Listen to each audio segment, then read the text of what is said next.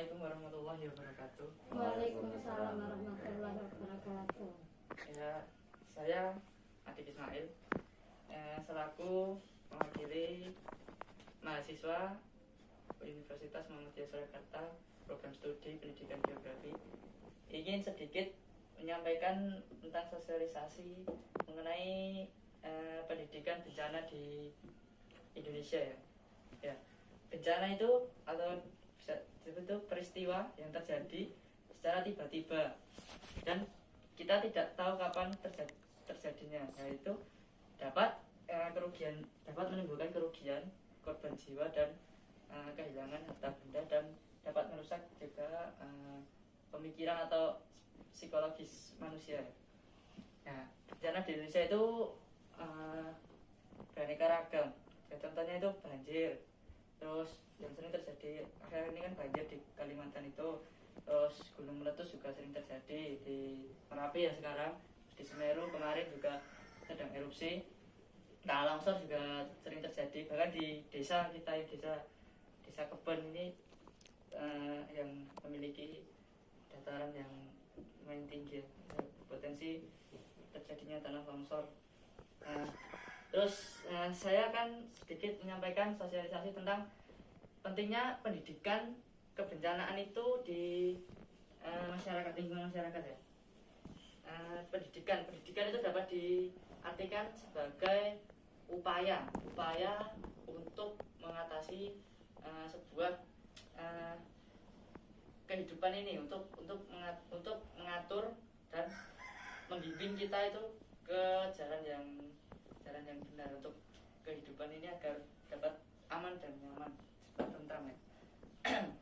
Dan pentingnya pendidikan kebencanaan di Indonesia dapat diketahui ya, terutama di kan pendidikan kebencanaan ini harus ditanamkan nilai-nilainya itu sejak dini. Saya sejak masih sekolah dasar. Nah, mengapa sekolah itu harus aman terhadap kebencanaan? Nah, karena resiko bencana itu dapat diketahui melalui jika kita mengetahui resiko terjadinya bencana serta kerentanan seperti kerentanan fisik, ekonomi, dan sosial, sehingga kita dapat menganalisis apakah bahaya bencana itu dapat kita setidaknya, kalau tidak bisa dihindari, kita bisa meminimalisir atau dapat meringankan lah, agar tidak timbulnya kerugian yang terlalu besar atau bahkan dapat menyelamatkan nyawa kita. Karena ada istilah education save life. Nah, dapat diartikan itu upaya pendidikan itu sebagai digunakan untuk menyelamatkan nyawa. Jadi pentingnya pendidikan dari sekolah itu sangat penting.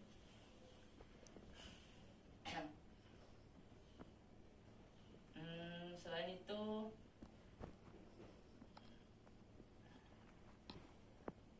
nah, sekolah pendidikan aman bencana atau bisa diartikan sebagai SPAB. SPAB itu menerapkan standar sarana dan prasarana serta budaya yang mampu melindungi warga sekolah dan lingkungan sekitarnya dari bahaya bencana. Nah, ini udah ada landasan hukumnya ya di Undang-Undang Nomor 4 Tahun 2012 tentang Pedoman Penerapan Sekolah Aman Bencana, dan Permendikbud Nomor 33 Tahun 2019 tentang SPAB ini. Terus dan Surat Edaran Kemendikbud Nomor 4 Tahun 2020 tentang pelaksanaan kebijakan pendidikan. Selain itu, sasaran utama dari SPAB itu memberikan perlindungan dan keselamatan kepada anak murid sekolah, guru, tenaga pendidik, dan masyarakat di lingkungan sekitar sekolah. Terus memastikan keberlangsungan kegiatan belajar mengajar di sekolah selama terjadi bencana. Dan ada lagi untuk melindungi investasi sektor pendidikan dan memperkuat ketahanan terhadap bencana melalui pendidikan dan perilaku cerdas. Nah, SPAB ini tidak terlepas dari 3 pilar utama yang menjadi dasar atau patokan untuk keberlangsungan SPAB ini ya. Yang pertama itu pilar utama itu fasilitas aman bencana. Fasilitas aman bencana itu termasuk gedung dan prasarana, halaman sekitar, fasilitas fisik penunjang seperti UKS, terus perpus, terus ya dan lainnya, klinik dan lainnya. Nah itu semua itu harus fasilitasnya itu hendaknya itu memenuhi persyaratan keselamatan, kesehatan, kemudahan, dan termasuk kelayakan fasilitas itu harus layak untuk peserta didik agar ya peserta didik itu dapat belajar itu dengan aman dan nyaman di sekolah tersebut. Pilar kedua itu manajemen bencana. Manajemen bencana dapat dikatakan di sekolah itu sebuah proses untuk mengkaji dan kemudian diikuti oleh perencanaan terhadap perlindungan fisik, kapasitas dalam melakukan respon tanggap darurat, dan perencanaan kesinambungan antara pendidikan.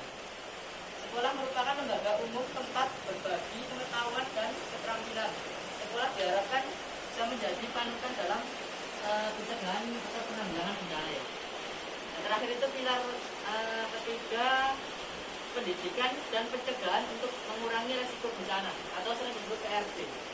PRB itu proses pembelajaran bersama dan bersifat interaktif.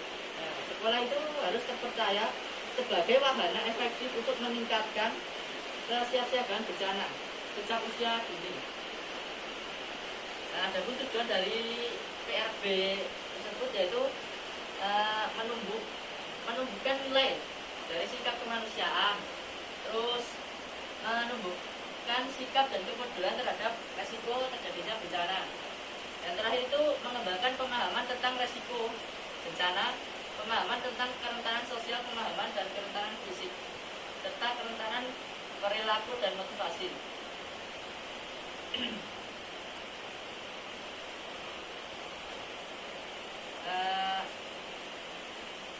Mungkin sedikit saja itu yang sosialisasi saya yang bisa saya sampaikan.